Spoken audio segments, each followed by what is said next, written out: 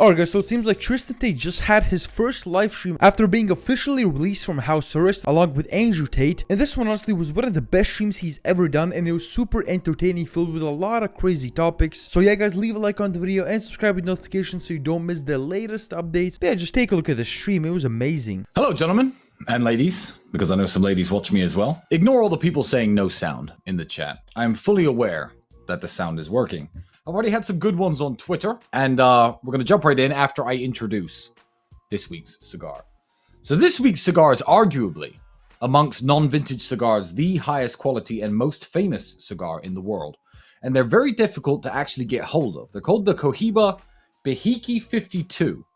Let's do a bit of a zoom in, see if I can Mr. Producer this. And these are arguably some of the hardest cigars to ever get hold of.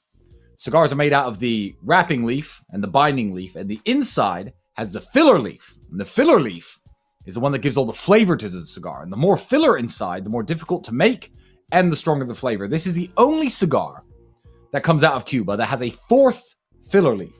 So these are absolutely filled to the brim. So despite their short size, there's plenty of power, which only applies to cigars. Sorry for all you guys spamming no sound, but it doesn't work for people like you. One of the finest cigars in the world, arguably. This will cost you around $300 to $400, depending on where in the world you get it.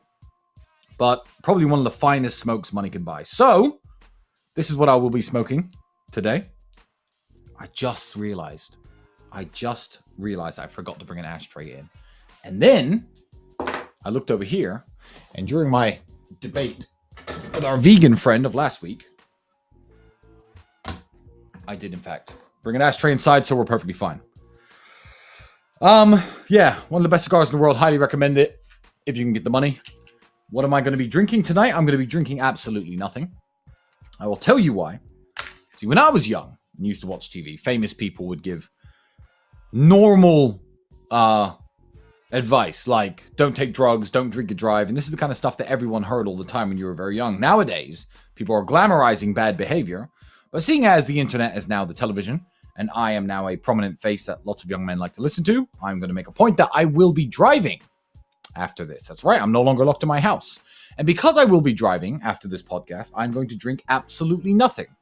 The best policy to drinking and driving, whether to know if you're drunk enough, is very simple. Drink zero drinks, always. If you have to drink, if you're in a situation where you want to drink, then don't drive at all, ever. Not 1 meter. Not one drink, not one beer.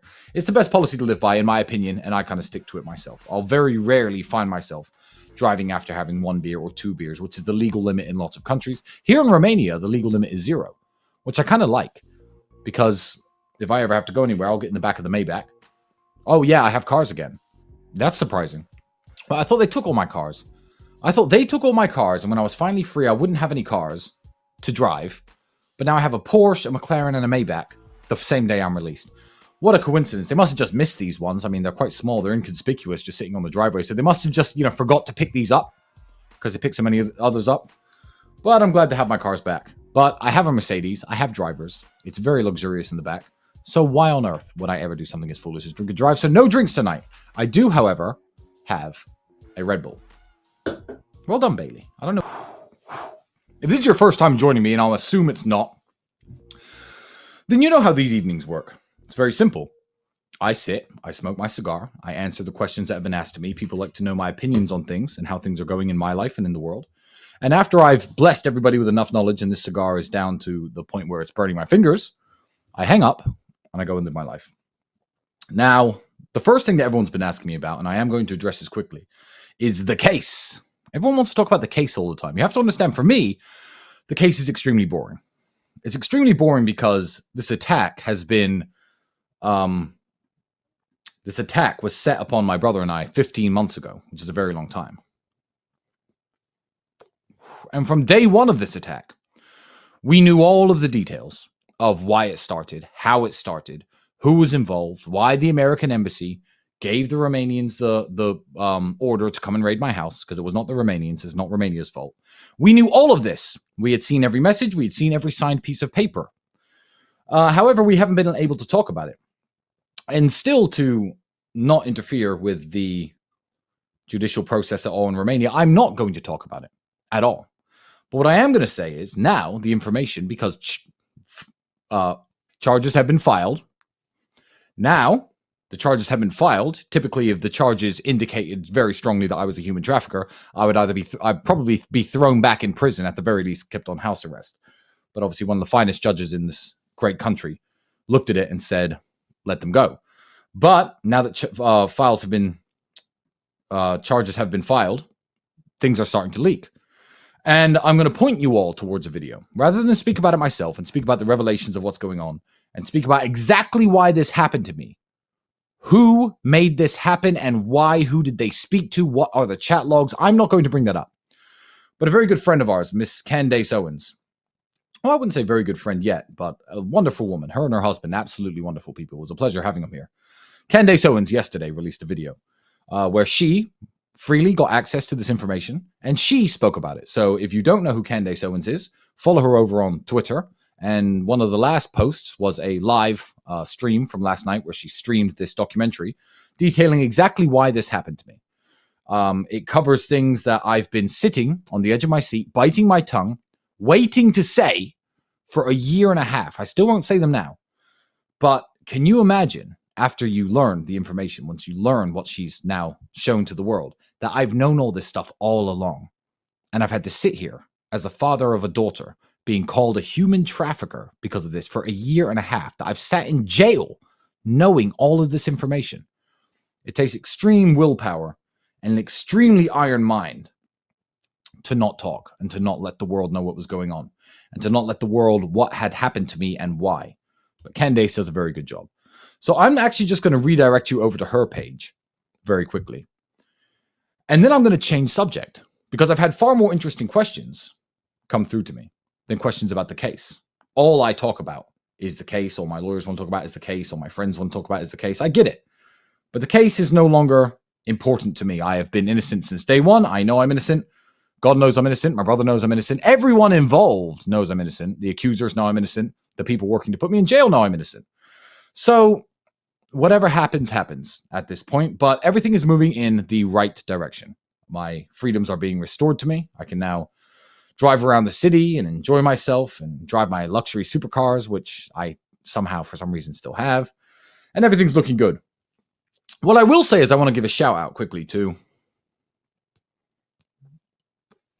all of the losers who run accounts on Twitter.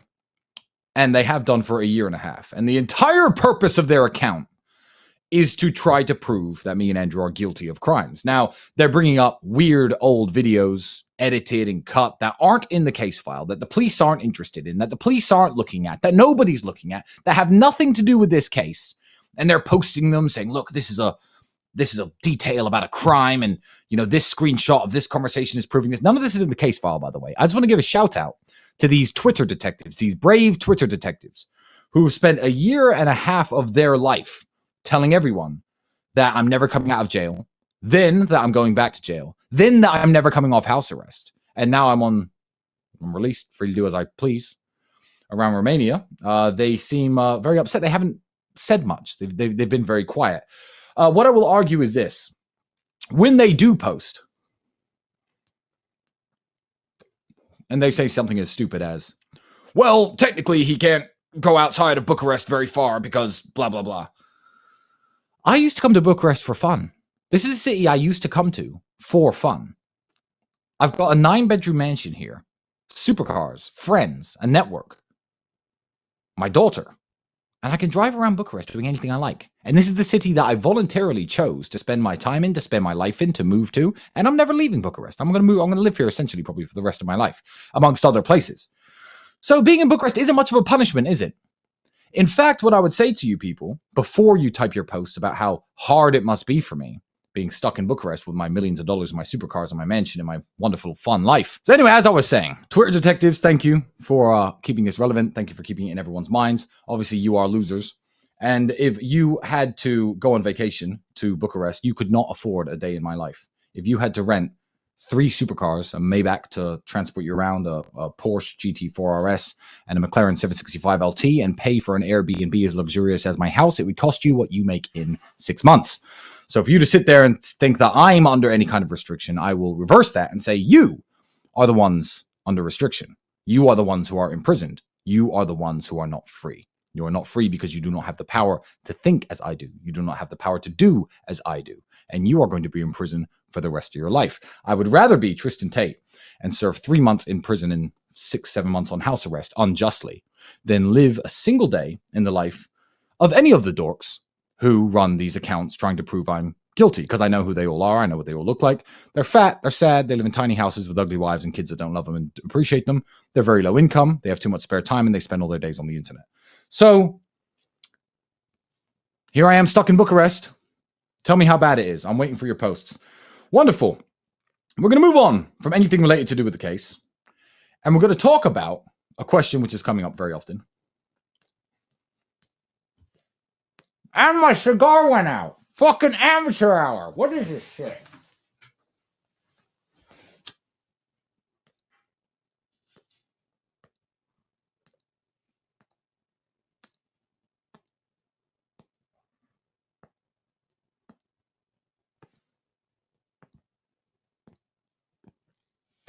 Dicking around with the computer too much, my cigar went out. But that's good. It buys you extra time because you're here till my cigar runs out. I'd like to talk a little bit about the webcamming business and the webcamming industry.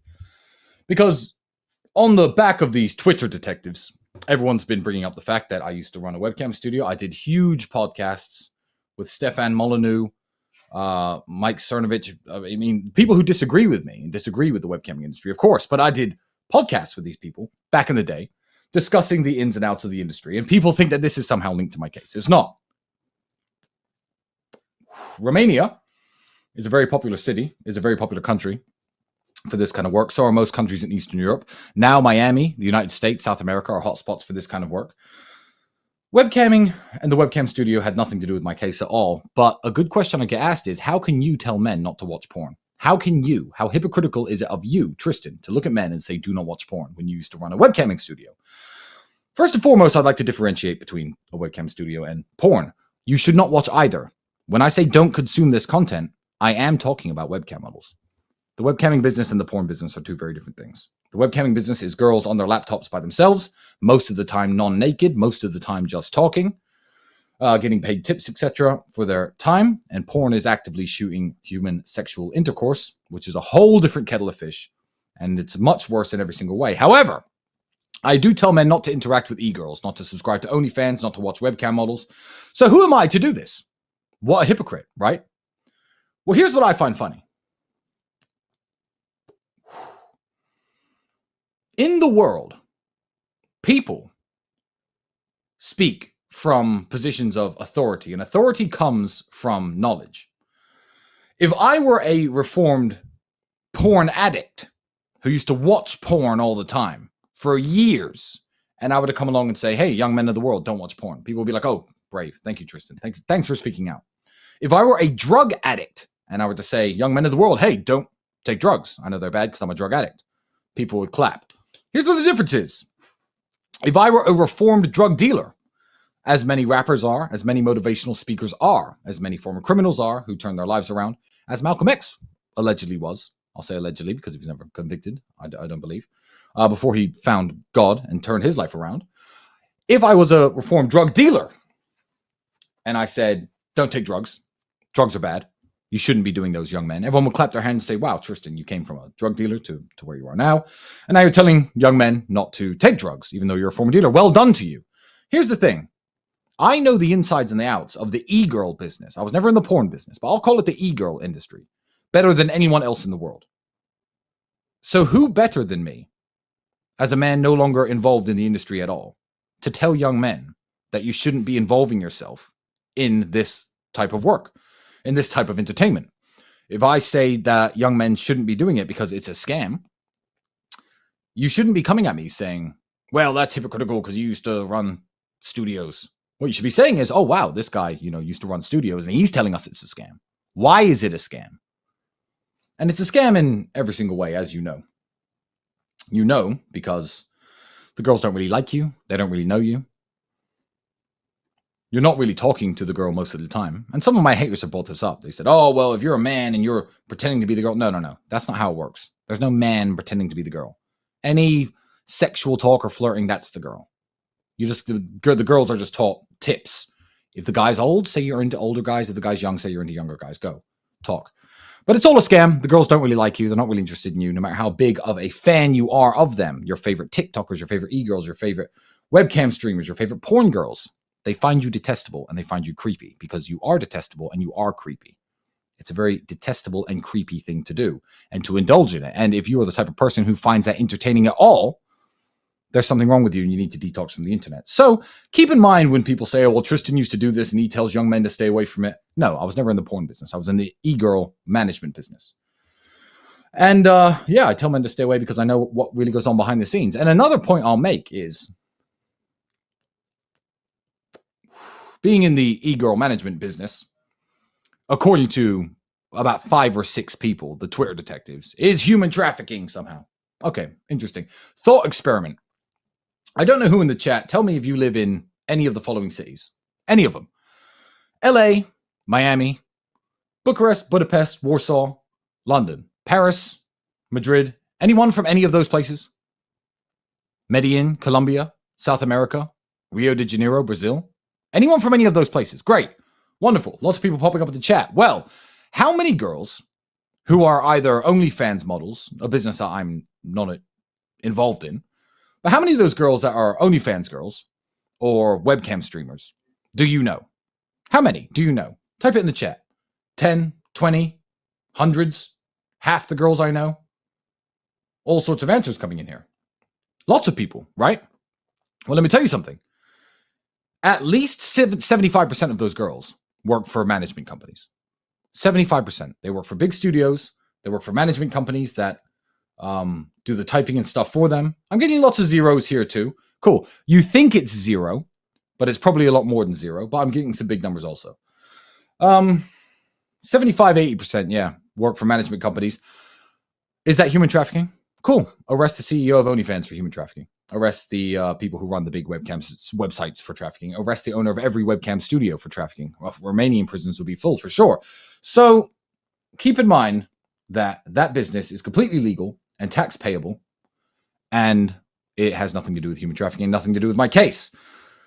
So I've covered the webcam questions because I have got quite a lot of those recently. I just thought I'd clear the air a little bit because Twitter detectives are obsessed with this business. They're obsessed with that line of work, probably because they're massive customers themselves. I'd imagine these Twitter detectives have given all their money to some e-girl somewhere, and they don't like the idea that a manager like me took a percentage because they're butthurt, and then me and the girl laughed at him afterwards. That's probably why they're so upset, being perfectly honest. But I was an atheist back then.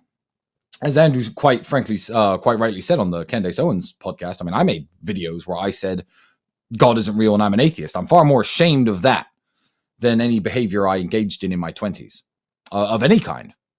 So yeah, atheism is not the way. Go to church, go to the mosque, go to the synagogue if you need to. Any of the monotheistic religions is a step up from atheism. So speaking of which, a man recently got in trouble. Hey, Tristen, what do you think of Jamie Foxx's latest comment where he joked that he kills all the white people in the movie and laughs about it?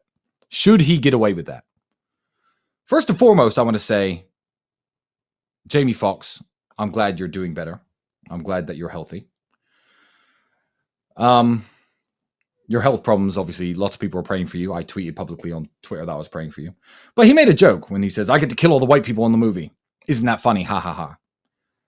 It is funny because he's a comedian and it's a joke. This is what I don't understand. Everyone gets so butthurt when comedians say things. I mean, if a politician said it, it would be very different. And we're going to get to that in a moment because there are prominent politicians who are saying things like that. But Jamie Foxx is a comedian and it is a joke. So I really think get over it. I don't believe that Jamie Foxx is a racist. I don't believe that he should be apologizing to anybody. I actually would like to see the return of racist comedy. Racist comedy was very, very funny. Back in the day, there were comedians like Roy Chubby Brown, who was a white guy making jokes about black people. Eddie Murphy famously loved to rip on white people in all of his comedy stand-ups. And it was funny. Eddie Murphy didn't mean it. I don't know much about Roy Chubby Brown, but some of his jokes are funny. But as a half black, half white individual, if you go to a comedy show and you know what kind of comedy the comedian says, you shouldn't be getting offended. In fact, I think, and this is a revolutionary idea that I just came up off the top of my mind. Ready? The world is too sensitive for racist comedy anymore. Everyone wants to be a little crybaby because no one thinks anything's funny and everything has to be taken absolutely literally. And if you say anything that's a joke, you're evil and you're Hitler. So how about this? I'm going to make a proposal to all the comedians out there. Ricky Gervais, thank me later. Jamie Foxx, thank me later. You can thank me later for this wonderful idea. Dave Chappelle. Here's what you do, Eddie Griffin. If you are a black comedian, you go on stage in whiteface and make jokes about black people. Who can possibly get offended? Nobody. But then we'd have some great racist comedy back. Because racist comedy is a joke. Look at Rush Hour. Rush Hour 1, Rush Hour 2. You couldn't make movies like that today. Why? It's funny. Jackie Chan and Chris Tucker are like best friends in real life, aren't they? They're clearly not racist people. So no, I don't think Jamie Foxx should have apologized to anyone for making that joke. I think that Jamie Foxx is funny. And I kind of laughed. It wasn't his best joke, but I think everyone should get over it. But that actually does bring me on to a much more serious topic. And I have been asked about this a few times. People said, hey, Tristen, Talisman. People are asking me on Twitter, what is your opinion on things that are happening in Africa? Which is a lot more serious, in my opinion. Now, when people say the things that are happening in Africa, Africa's a huge continent filled with all sorts of different countries and currencies and peoples and languages. What part of Africa are you talking about?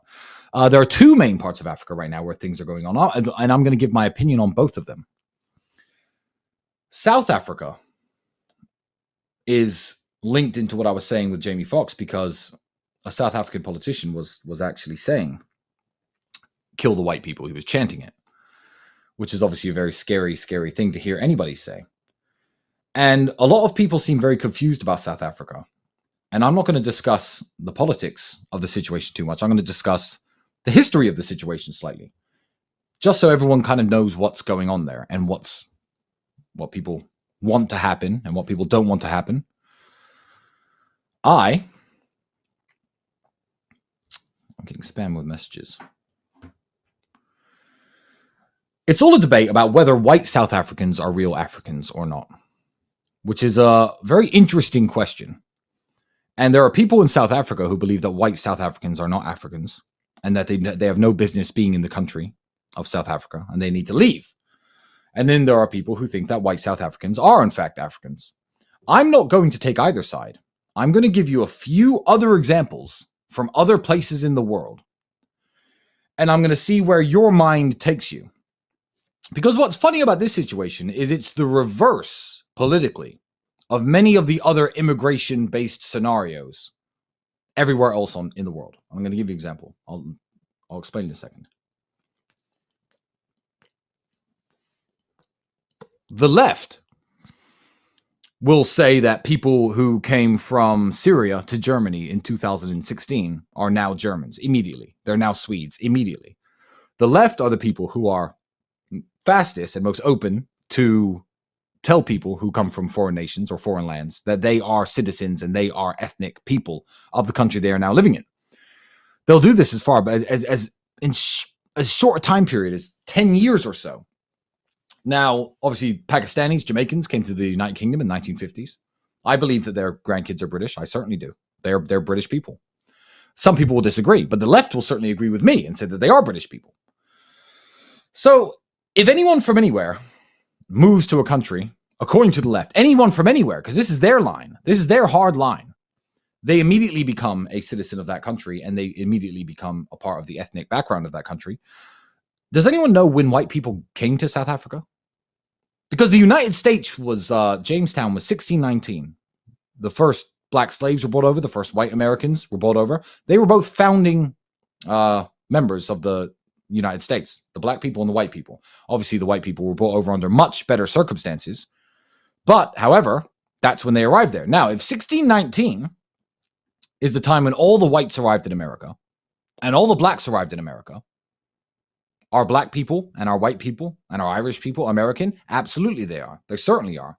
My grandfather is a black man. He's American. My father's a black man. He's American. My father's mother was half white. Her father was a white man. He's an American too. White people arrived in South Africa in the 1650s. That's a very, very long time.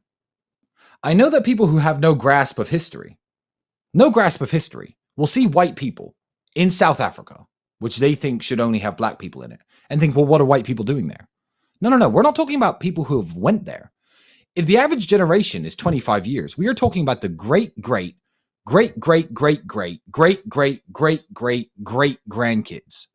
of the people who went there. And you're going to tell me they're not South Africans? They absolutely are. I'm not going to tell any South African who they should vote for, what they should do, because I don't honestly know the politics of the country that well. But I do know that the United Nations should take this threat very seriously against the white people of South Africa.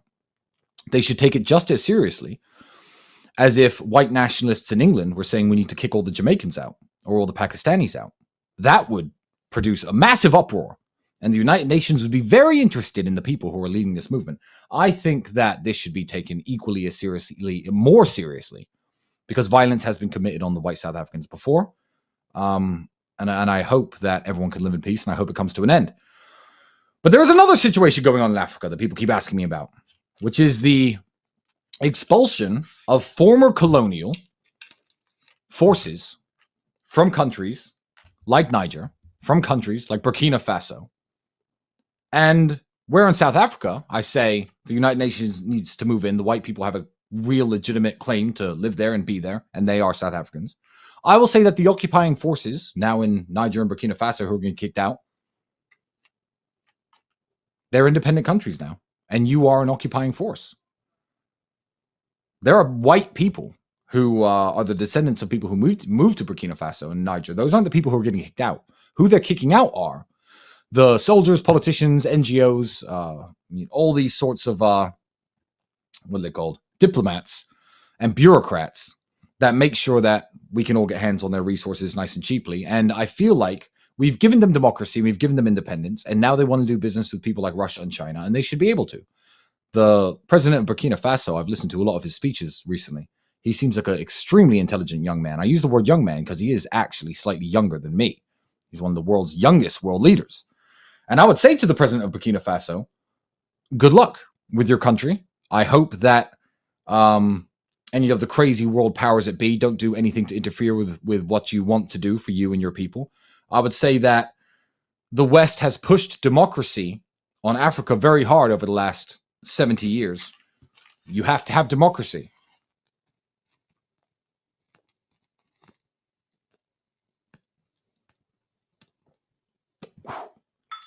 Democracy means the majority of the people make a decision, and the minority, sadly, if they don't get enough votes, don't get their own way. And what happens with European democracy when it's pushed on Africa is very sad, because they'll say to countries like Uganda, for God's sake. And what they'll say is to countries like Uganda, hey, you have to have democracy. Democracy is wonderful. It means the majority get to make the rules, and the minority just have to accept it and listen. They'll say, okay, good. Okay, we'll do democracy. And then the people will vote for a law that isn't particularly LGBTQ friendly. And America will say, no, you can't do that. And if I was Ugandan, I'd be very confused. I'd be like, well, why were you pushing democracy on us for so long? Only for us to, as a people, make a decision that we want to run our country and tell us that's not okay. Isn't that democracy? Why does America and other countries have a massive interest in this? And I think it's exactly the same. I think it's exactly the same with countries like Burkina Faso. I feel like we've said, this is democracy. It's great. Elect your leaders. Okay, your diamonds, your gold, that goes to France. You sell this to us. You sell this to them. Your uranium, that goes here. And that's the way it is. And they're like, why can't I elect someone who wants to sell my uranium, for example, to the Chinese? They'll pay more money. No, you can't do that. That's not democracy. Well, then what is? So, obviously, they're going to throw democracy out the window.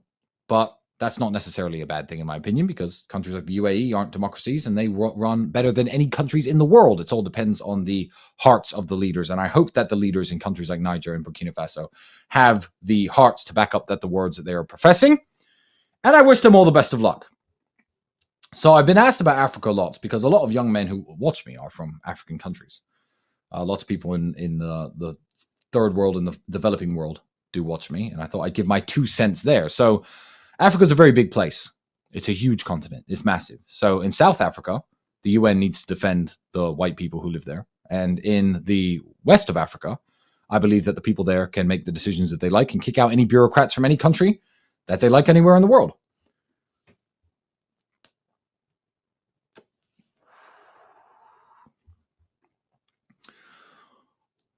Am I going to talk about this?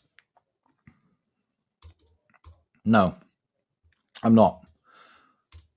I was going to talk about many of the things that my current situation has taken from me because I've lost a lot. But I'm actually going to discuss just one thing only. One thing. Because this is the way that I look at life. Everyone's like, oh, are you happy now that you're restored to freedom? How happy are you? Are you elated? Are you jumping with joy? I am a happy person. If they couldn't make me sad, then the restoration of my rights isn't going to make me happy. But I am missing one thing. I spent 2 years trying to get tickets for a certain train ride, the Orient Express. And now I'm going to miss that. I'm super upset. I thought I just complained to the world because, rich people problems, all of the things that all the people in the world who've lost, who've ever had anything bad happen to them, I understand. I understand that this pales in comparison, but you have no idea how much I was looking forward to going on the Orient Express. And now I don't get to go, at least this year, which is very sad for me, but justice will be done in the end. And I'm very happy about that. And when justice is done, I guess missing the Orient Express train will be the last worry in my mind. Car alarms going off because they're trying to fix one of them. Something went wrong. I'm not going to explain exactly what, but it's all good. A question I'm getting from a bunch of Romanians is the vampire castle still being built? So for those of you who didn't know, I was in the process of constructing a vampire castle 900 meters from the historic castle of Vlad Dracula. Dracula has his castle in Bran in Transylvania, where he lived. Dracula, the book character, is loosely based on a real historical figure from Transylvanian history and Romanian history. And I was going to build a castle 900 meters from him. It was going to be epic.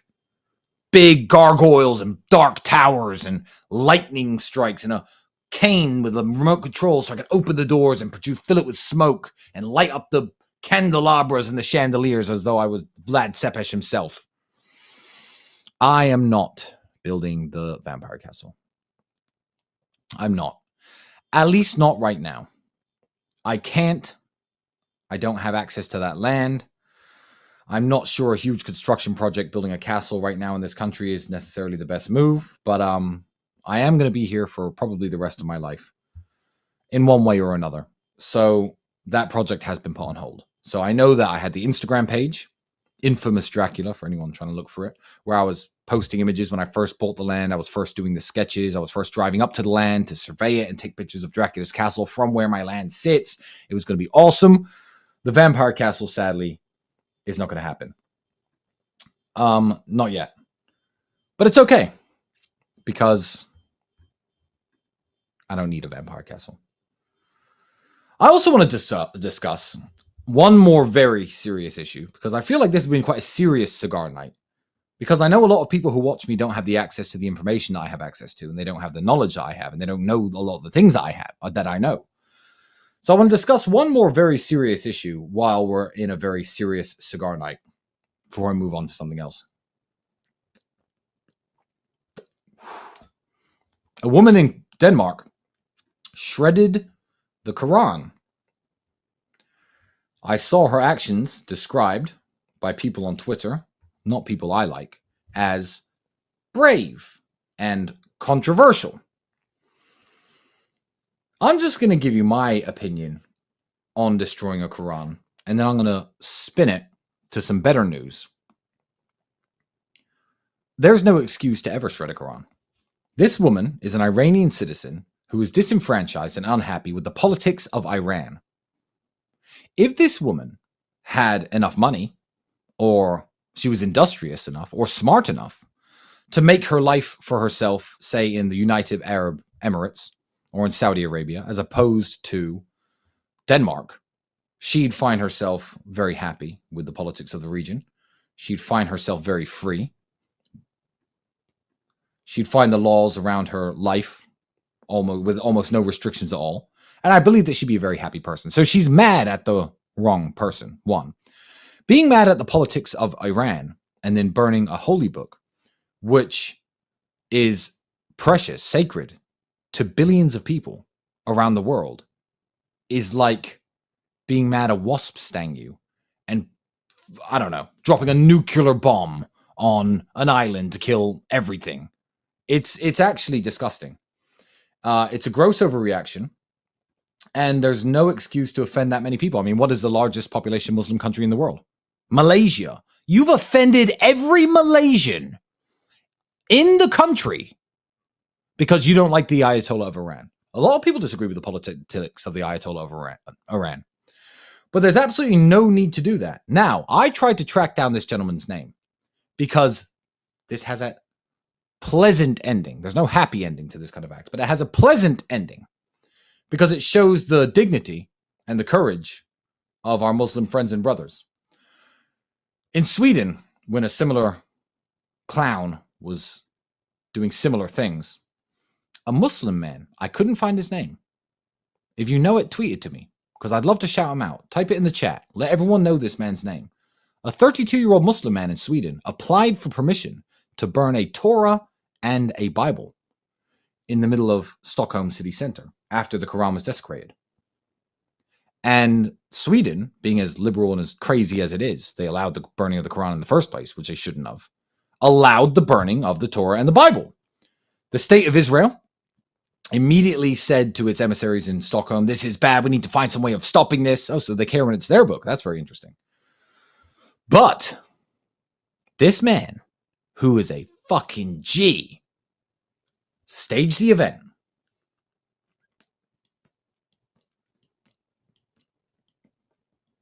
Arrived there with his Torah and his Bible. And he said, no, I am better than this. And I am better than these people. I'm not an animal like these people. These books may not be my holy book, but they were holy to some of the prophets. They were holy to billions of people around the world. They're holy to people of the book. And I refuse to burn these books. And he took them home and treated them with reverence. That is a happy ending. And I just feel like, isn't that important? Isn't that such a cool way to behave? You know what? Yeah, I could be a dog like you. I could be scum like you. I could treat other people's holy emblems and books and relics like they're garbage and offend everyone in the world because I'm disenfranchised with the country I was born in and I don't like their politics. No, this man was not a baby. This man was a Muslim. And he went down there. I've got the name Ahmad Aloush is the name that people are telling me in the chat. Ahmad Aloush, you are a hero. What you did is one of the most inspiring and things I've seen since coming out of jail. It really put a smile on my face. I think you're an absolutely awesome person. No one expected it. No one knew what you were going to do. And you've completely defeated and shown up the enemies of civilization, the enemies of God, everywhere in the world. Absolutely beautiful. So everyone, Google this man and look up his story because it's almost enough to bring a tear to your eye. It's like, I don't know how he thought of that. Because he should be angry enough to just burn their books back, right? No, he's better than them. He's smarter than them. And yeah, a pleasant ending to a very sad story. But there's no excuse for anybody to be doing that. And Ahmad Aloush knew that. And Muslims know that. And most civilized people in the world know that. So no, I do not endorse the burning of anyone's religious text or holy book. And it's sad that that's still making the news, isn't it? It's 2023.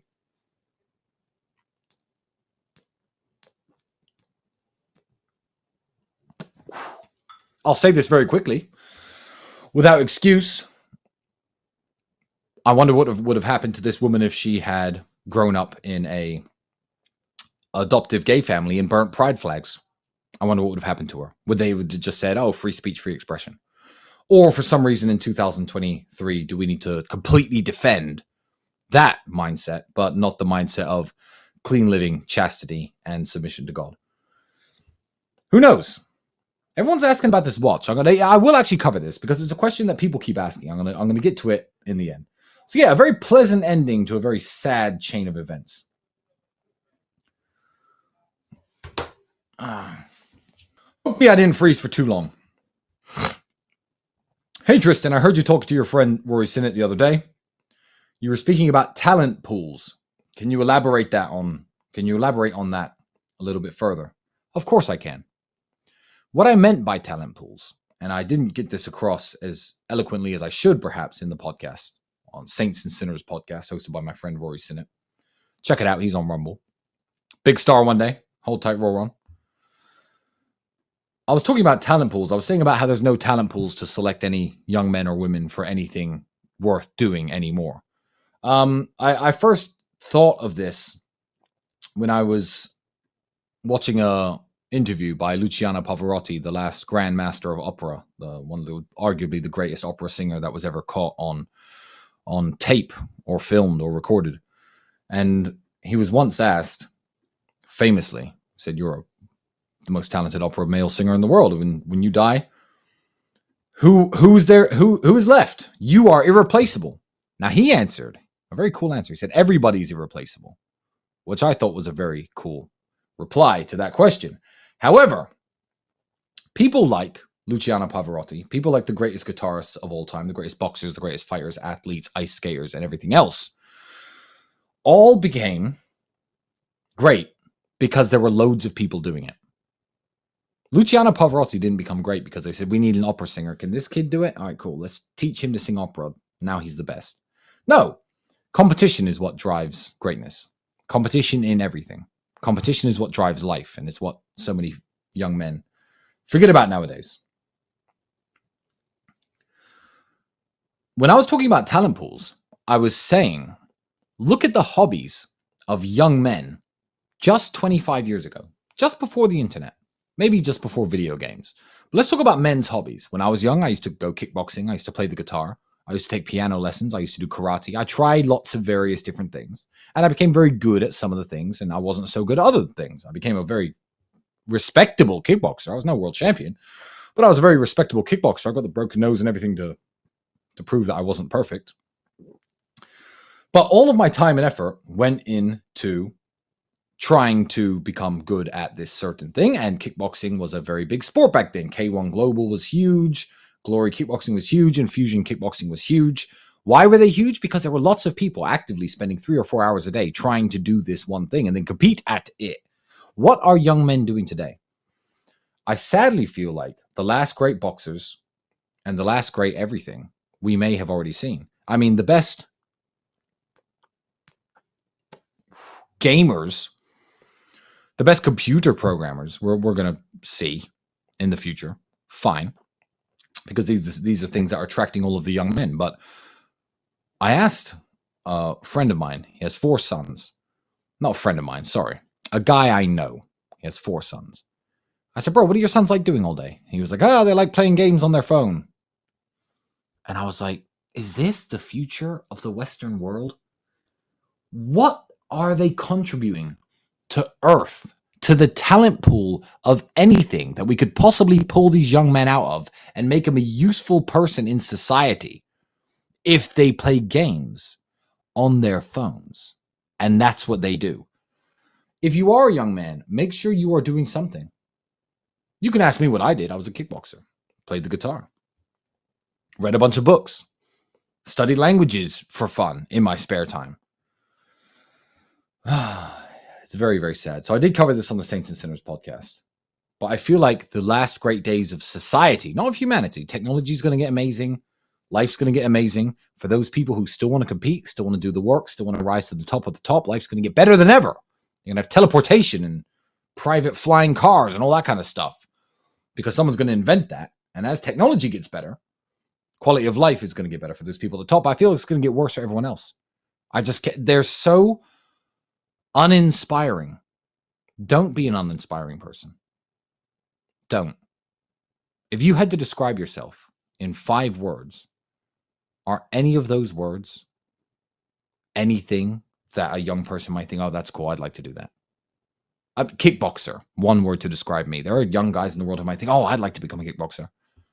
If your words are gamer, aspiring streamer, porn fanatic, TikToker, and legend, or whatever you call yourself, does anyone actually have any use for you in this world? The answer is probably no, which is sad. So I feel like if you're a youngster and you have a talent or you want to develop a talent, send me messages on Twitter or I'll retweet you. If you start playing guitar and play something really cool on guitar, I'll retweet you.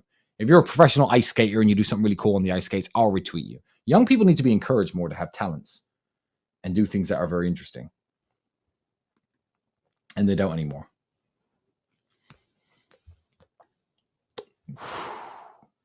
None of your questions on the super chats are particularly that interesting.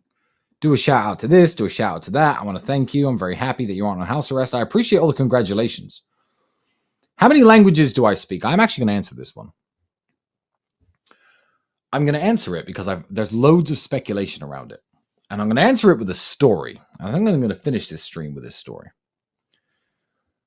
When people ask me how many languages I speak, I say almost one. Now, there's a story behind that, and it's going to make a lot of sense when you learn why I say it. When I was about 16, 17 years old, I spoke Slovak relatively well. Better than I do today because I've forgotten a lot of it. I used to live with some Slovak people. I lived with them for 2 years. One of my best friends was a guy from Slovakia. He's still my friend to this day. And I used to visit Slovakia with my friend. I was 17 years old, 18 years old. I was a very young man.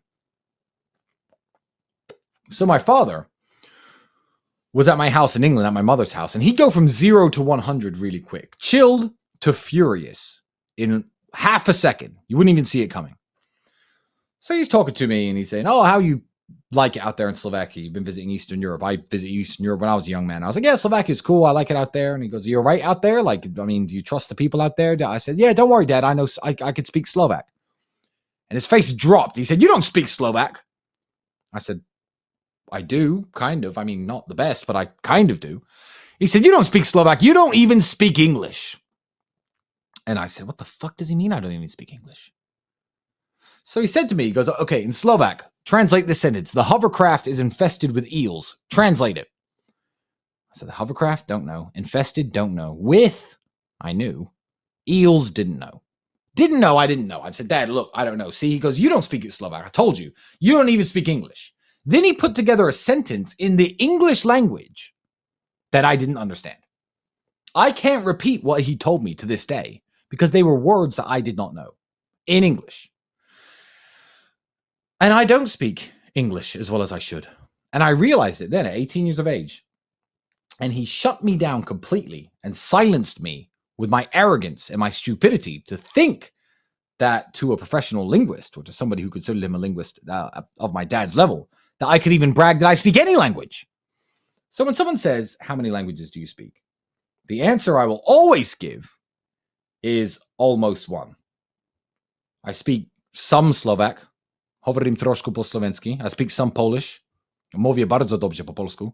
Romanian, obviously. I live here.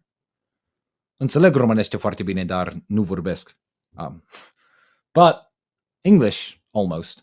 But yeah, the answer is almost one. But I'm conversational on a few. And the next language I would like to learn is Arabic. And I'm getting there. This house is big. The table is small. I'm getting the basics now. I'm going to put them together. But I have some good friends to help me with that. And you can all wish me luck because apparently that's a lot more difficult than the other languages that I know parts of. What watch am I wearing? Everyone's asking this watch that I'm wearing. This watch is not for sale yet, but it will be for sale one day because somebody from the War Room makes them. It has my logo on it and it's called a Grandmaster, made in Switzerland. I don't know how much they're going to sell it for. I don't know when it's going to be available for sale. I'm not plugging it. I'm not pushing it, but it is pretty cool. I will admit that. So he gets his free plug tonight. I wear it because a lot of my other watches, a lot of them, not all of them, were sequestered by Decot. So they have my watches for now. I'm going to finish this stream by talking about... Actually, no. I'm not going to talk about her. I was going to talk about... I'm not going to say her name on my stream. A certain American sportswoman who made her whole career about asking for equal pay and completely fucked up last night and lost the country the World Cup. That was very, very interesting. But on this serious podcast, which I've covered lots of serious topics on, I don't feel like I need to get to that. I'm not going to belittle her. It's hard being a professional sportswoman. Her crusade for equal pay was fucking stupid. But, I mean, she won the World Cup at least once. So... good for her. No, I'm not gonna bring her down. It was when I was tired and lethargic this morning and the question came in on Twitter, I thought, I can make a bunch of jokes about this. But as I said at the beginning of this podcast, and I'll finish exactly where I started talking about Jamie Foxx, no one could take jokes anymore. And everyone would cry and it'd be in the newspapers. So I'm just gonna leave it at that. And wish you all a wonderful night. Bahiki 52, best cigar in the world. Buy some, tweet your photos at me. Don't drink and drive.